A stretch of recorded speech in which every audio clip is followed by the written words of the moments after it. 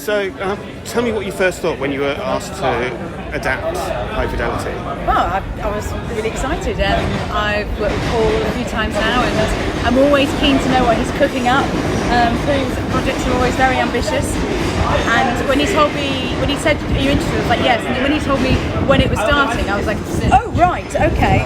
So yeah, we went from because my role had to be approved by the writing team in the States. It was all it all got signed off on the Friday, and we started on the Monday, and I had a week to turn around the script changes for the first draft. So did you have an idea beforehand what you wanted to change and what you needed to change? Well, the book has so much detail, obviously, that isn't in the musical. You have to cut it out of films and musicals. You just can't have it all there. And one of the things that is missing from the musical is, I think, the likability of Rob. And I think he comes across as the American character, as a player, as a kind of sort of women of conquest, whereas they're not. I think that he's fumbling his way through his life, even though he's got to go up and he's sort of messing it up.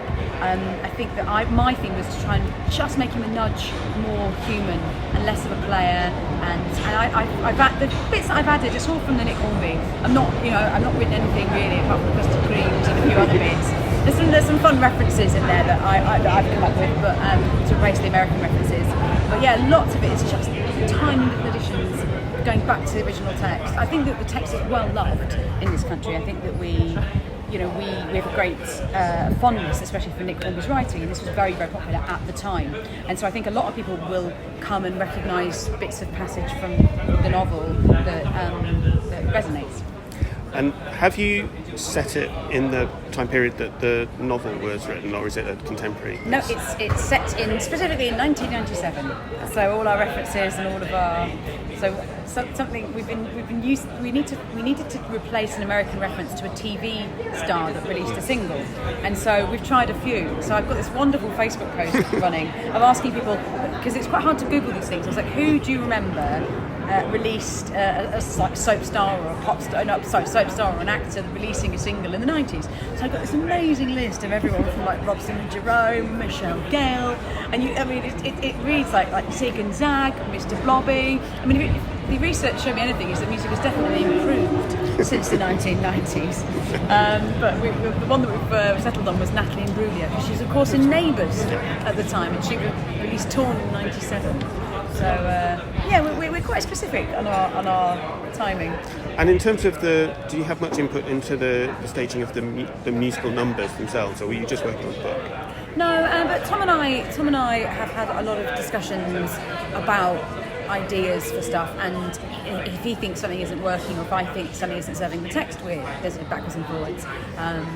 But from a practical level, I'm not in the room as much. I'm not able to be here full time, so I'm sort of popping my head in every time there's a sort of chunk to see, and then sort of, my job is really to see whether or not stuff is working and spot anything I haven't spotted yet. Everything you do has to get signed off from America as well. Has there been anything that they have pushed back on? It's been it's a constant conversation. The easier thing to approve is the book. So the book has been very easy. The scriptwriter was very accommodating. The lyricist is hard because I'm a lyricist myself. I write my own musical lyrics, and I couldn't imagine somebody coming in and sort of suggesting all these changes. And then, so I've had to sort of make a case for a lot of things. There's a lot of words that we wouldn't use, so there's a bit of pushback on, like for instance, the word thrift store, which is in the opening number. And I had to really say, we just don't have it. It's not language that we'd use, and so if we can't change that, it feels like a half-baked cake. So there's been a bit of discussion, just to really sort of say, because from our point of view, if we're doing this, we don't want language in it that we wouldn't use. So, but it's been lots of overnight phone, because obviously they're in New York, so I'm sending an email. We're having a discussion at 4:00, and then I'm working sort of in the evening to try and get something done in a working day in New York, which is fun.